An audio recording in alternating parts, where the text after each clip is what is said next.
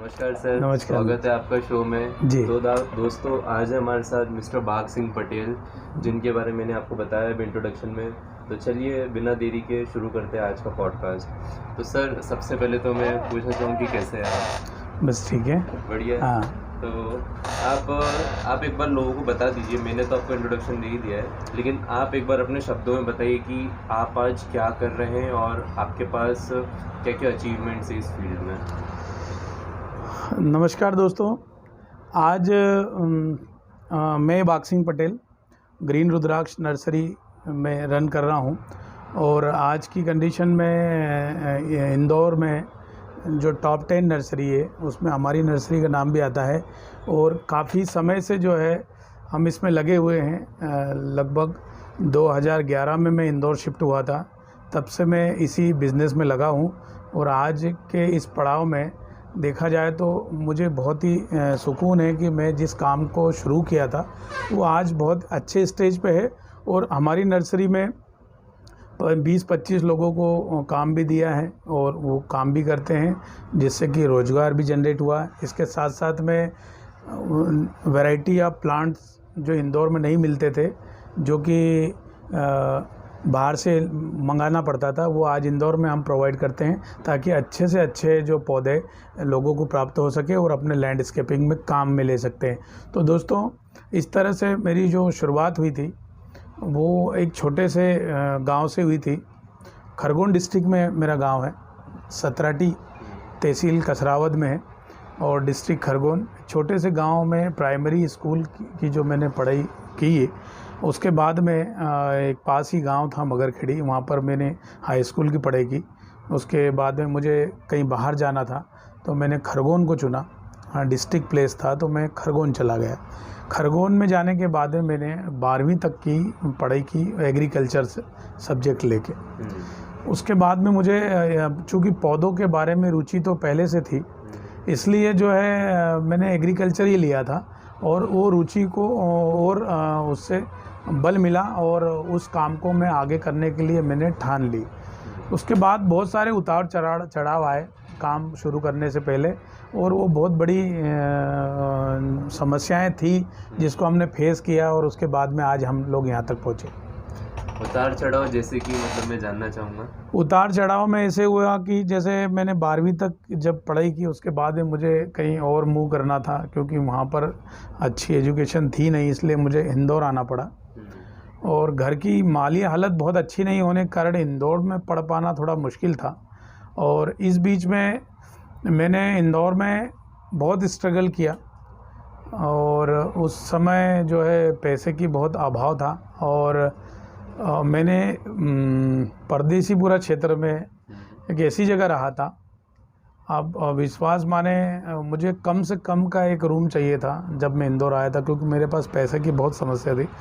तो मित्रों, मैंने जो पहला इंदौर में रूम लिया था वो 6 बाय 6 का एक छोटा सा रूम था। वो चढ़ाव के नीचे रूम था, और मैंने सोचा था कि ये सस्ता है इसलिए इसी को ले लेते हैं। मेरे कई दोस्तों ने बोला था कि भाई यहाँ पर आप कैसे रहोगे।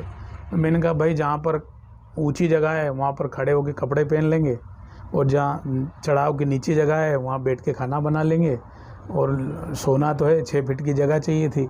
तो मैंने शुरुआत इंदौर में इस तरह से पढ़ाई में की, और धीरे धीरे पढ़ता रहा, और लगभग ऐसी जगह पे मैं 1-1.25 साल रहा।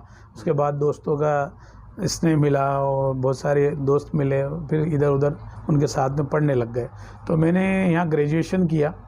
उसके बाद में मुझे लगा कि पढ़ाई के साथ साथ में हमको कुछ काम करना चाहिए, तो मैं फिर इस लाइन में लग गया। अच्छा, आप एक बार अपने बचपन का हमको दिखाएंगे एक ओवरव्यू कि बचपन में आपके क्या इंटरेस्ट थे, तब आपने क्या क्या किया, और बचपन से ही आपको ये पता था कि आपको इस फील्ड में जाना है, इस फील्ड में रुचि है, या ये आगे जाके पता चला? देखिए, बचपन तो सबका एकदम प्लेन होता है, बचपना होता है। लेकिन क्या हुआ कि जब मैं बाहर निकला, जब गांव से बाहर निकला, चूँकि मैं हैंडीकैप हूँ, तो वो भी एक चुनौती थी कि एक पाँव ठीक नहीं है, फिर भी आगे काम करना है। तो जब मैं बाहर गया तो बहुत सारी चुनौतियां थी, और इसको जब उस समय हॉस्टलों का ज़माना था और हम हॉस्टल में रहते थे खरगोन में, जिससे कि थोड़े कम पैसे में हम लोग पढ़ लेते थे। और वहीं से जो है दोस्तों के द्वारा पता चला कि इंदौर जाना है, वो इंदौर आए। उसके बाद में हमने जो है कुछ नया करने की सोची थी कि कुछ काम शुरू किया जाए, तो मैंने मशरूम उत्पादन के लिए सुन रखा था और मैंने एक दो दोस्तों के द्वारा सुना भी था कि मशरूम उत्पादन में भी काम कर सकते हैं।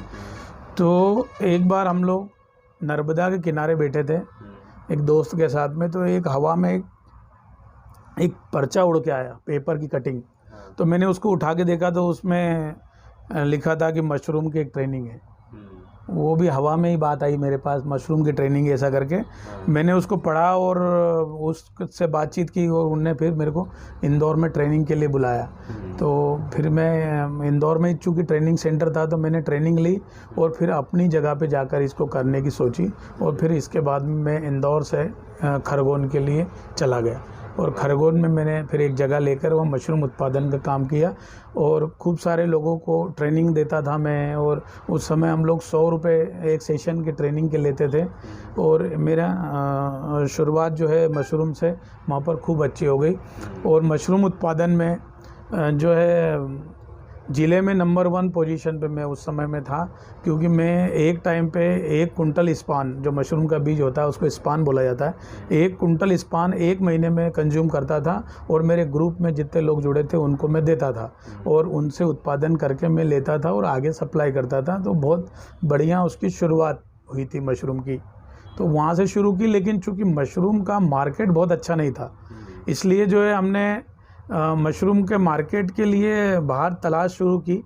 और उसके बाद में जब देखा कि बहुत बड़ी क्वांटिटी में मशरूम का कंज्यूम नहीं हो रहा है, तो इसलिए मैंने मशरूम के थोड़ा व्यापार को धीरे धीरे कम किया, क्योंकि मेरे साथ बहुत सारे ग्रुप जुड़े हुए थे और मैं नहीं चाह रहा था कि वो उनका नुकसान हो। तो मैंने इसलिए धीरे धीरे उसको वाइंड अप किया मशरूम को।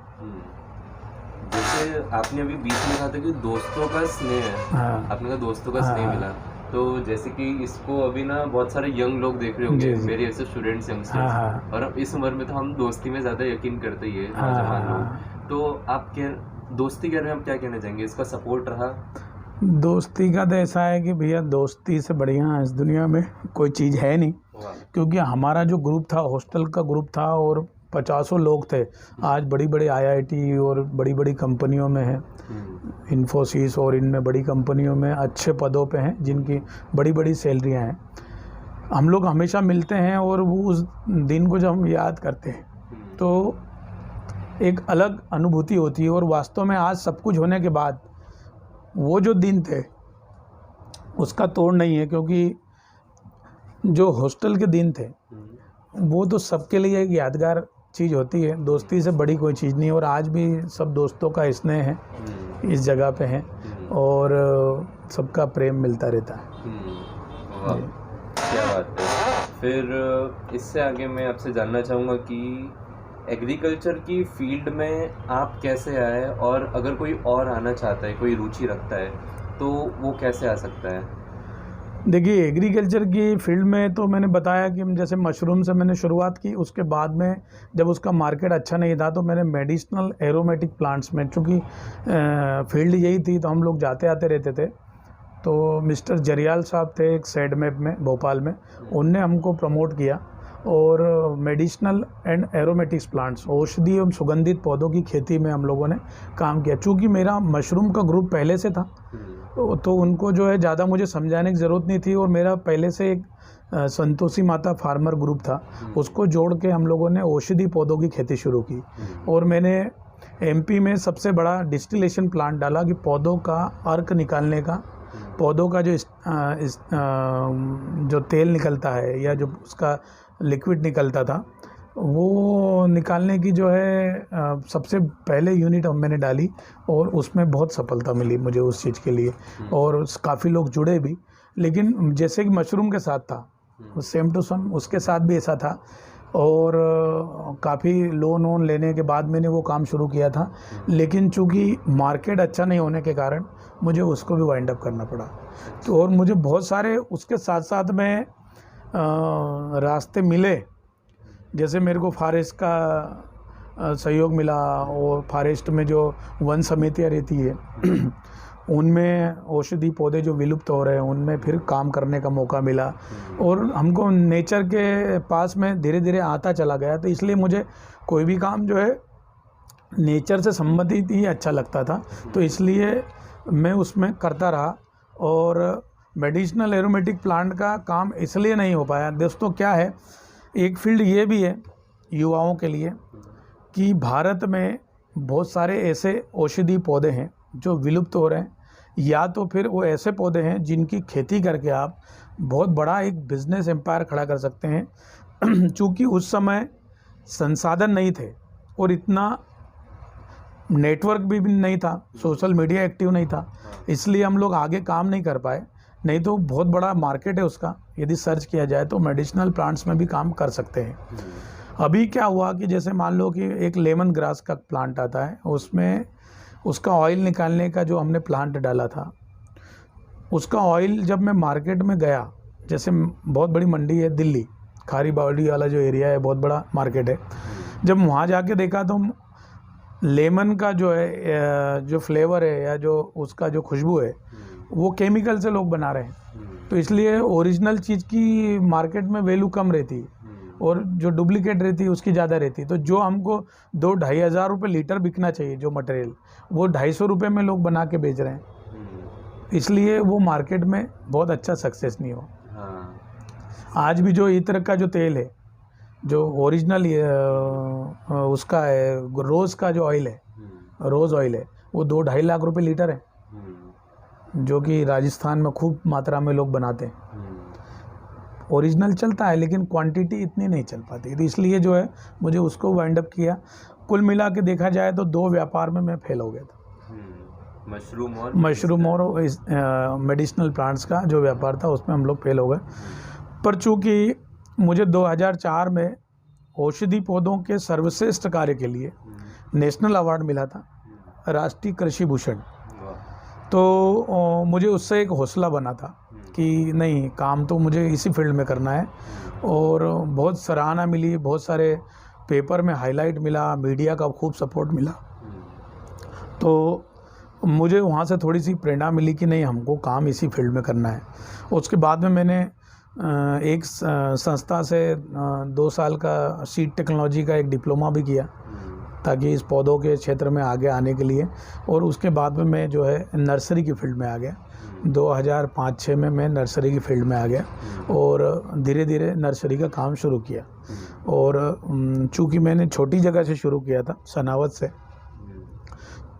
तो मुझे बहुत अच्छा रिस्पांस नहीं मिला, इसलिए मैंने थोड़ा सा मेगा सिटी को चुना, इंदौर को, और इंदौर में आके मैंने काम शुरू किया 2011 में।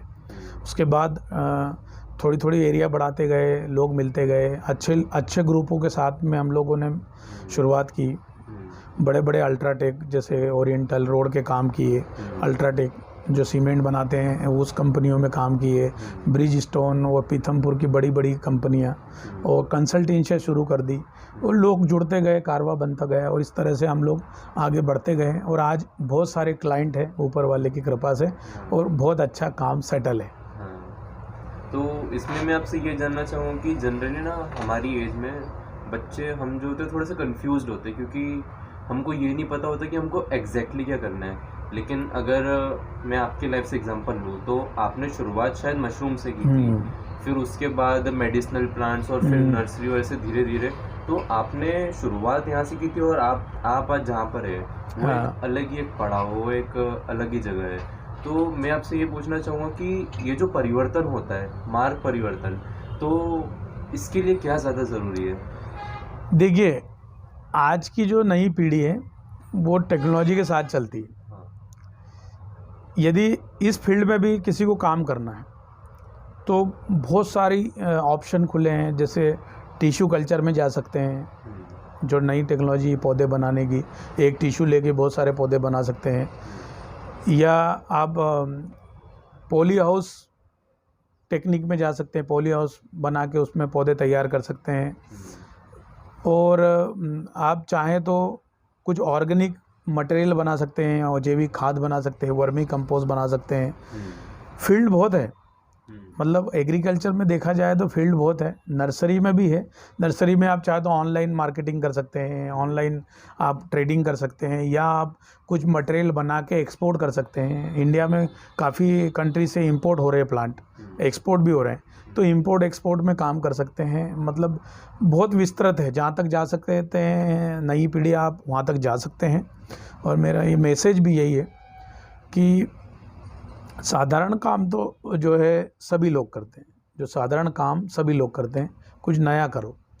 और यूनिक चीज़ के लिए बहुत ऑप्शन है, आप चाहें तो आजकल यूनिक बोनसाई बहुत बन रहे हैं, यूनिक बोनसाई में जा सकते हैं, या आप जो है फ्लोरिकल्चर में जा सकते हैं, फ्लावर के सीड डेवलप कर सकते हैं।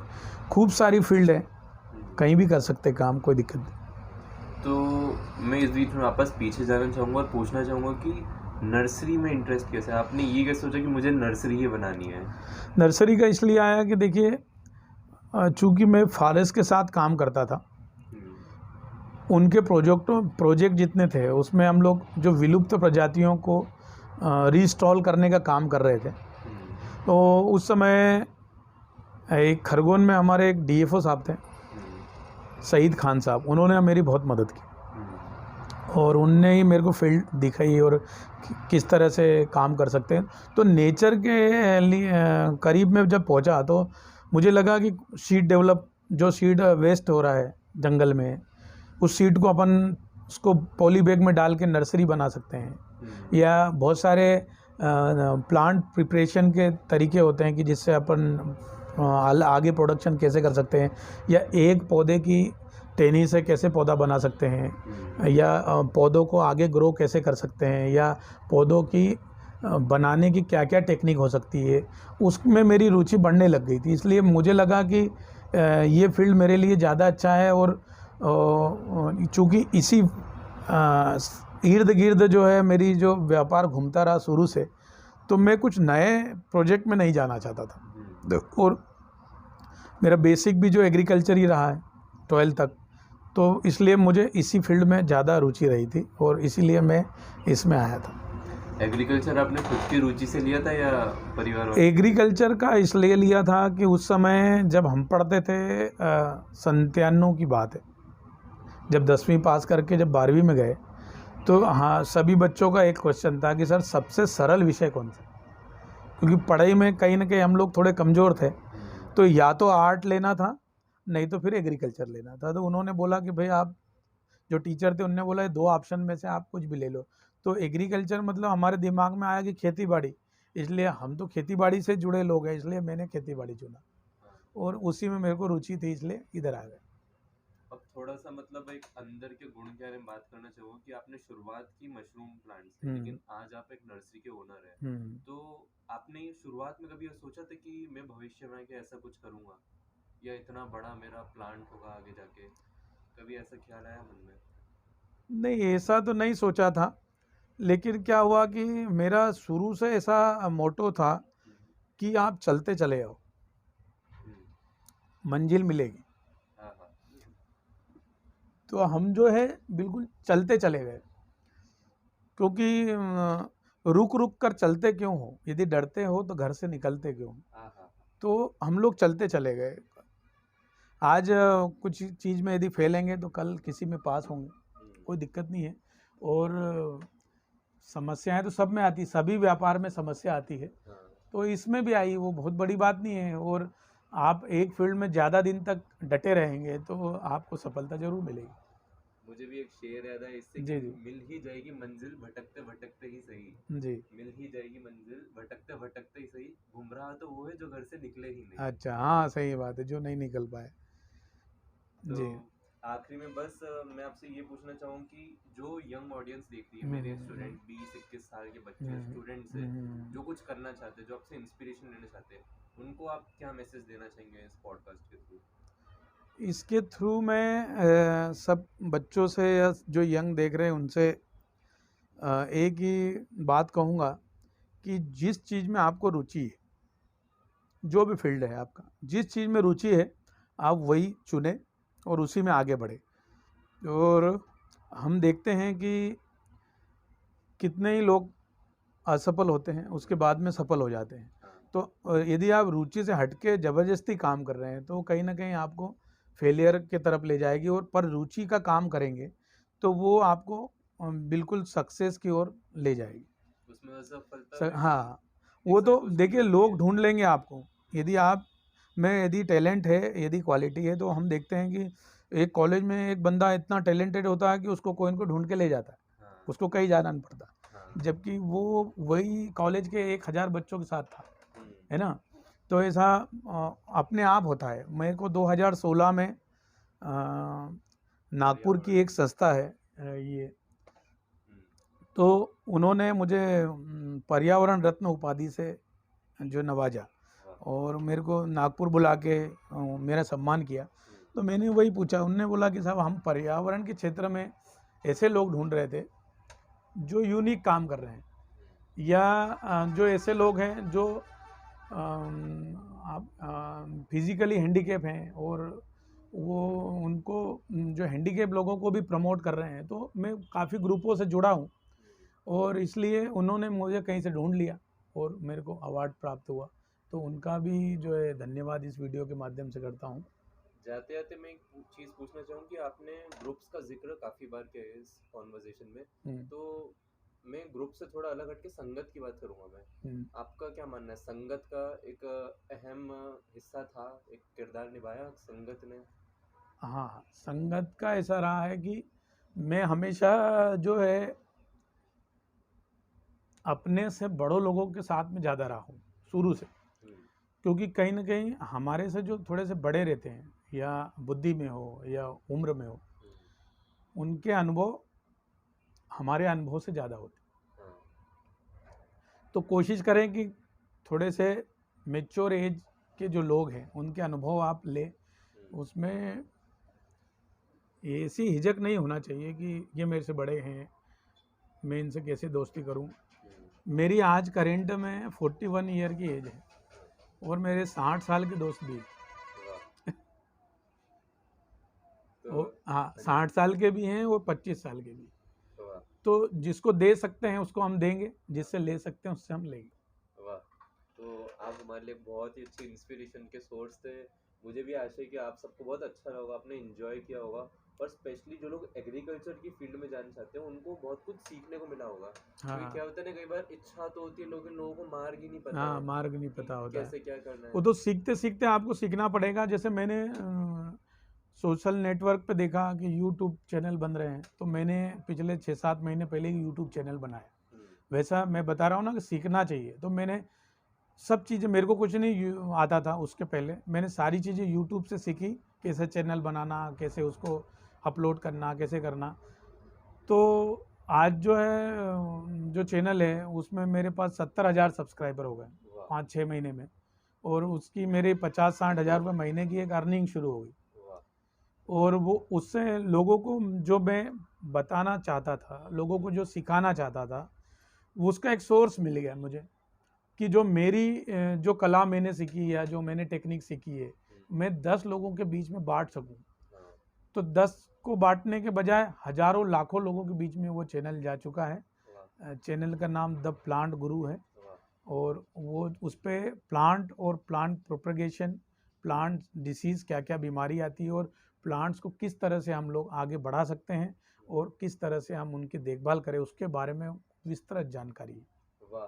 तो ये भी ध्यान से सुन लीजिए द प्लांट गुरु। हाँ, ये है सर के चैनल का नाम, उस पे भी जाइए अगर आपको आगे रुचि आप जानना चाहते, सीखना चाहते तो आप सर तक पहुँचे वहाँ से और आपको बिल्कुल आगे जानकारी मिलेगी, मार्गदर्शन मिलेगा। तो चलिए आपको बहुत-बहुत धन्यवाद सर, हमें अच्छा लगा जी, आपने अपना बहुमूल्य समय दिया जी, और हमारे शो को रोशन किया। धन्यवाद। Thank you.